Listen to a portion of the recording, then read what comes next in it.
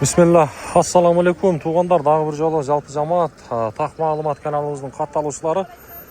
Бүгін бұйырса 15 июль 2026 жыл, апта күнгі шаршембе, саат болса 11:42. Достар, бүгін бұйырса мен сіздерге адаттағыдай валюта курс бағаларын таныштырамын. Каналға сөз түрде қатталып, лайктан басып қойыңыздар. Мағлұм қатары сіздерге дағы бір нәрсені баса белгілі айта кетейлі.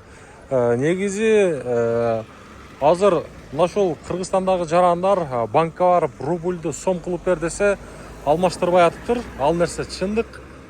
Бирок шул Доскрада банк бир 10 миңден 5 миң сом, 5 миң рубльді 10 миң рубльді сом қылып берип атыптыр.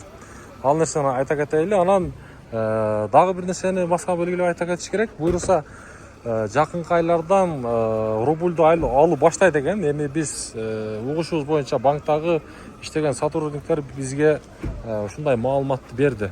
Ошол нерсени сиздерге айта кетейли. Эми курстарды таныштырып баштайын.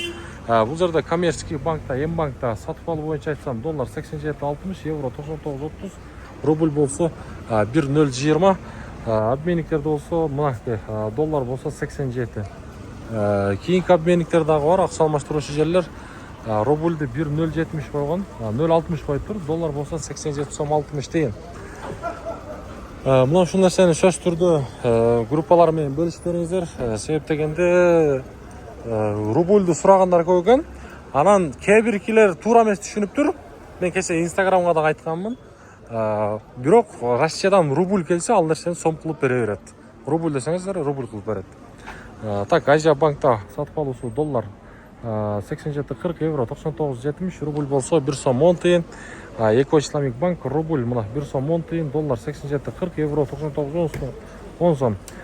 Финка банк рубль 1 сом 10 тиын, доллар 87.40, евро 99.00. Бакай банк болсо рубльдин абалы 87.40, евро 99.80, рубль болсо 1.060 тиын.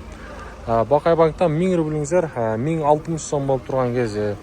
Дагы бир жолу айтам, каналыбызга катталып, лайктан басып коюңуздар.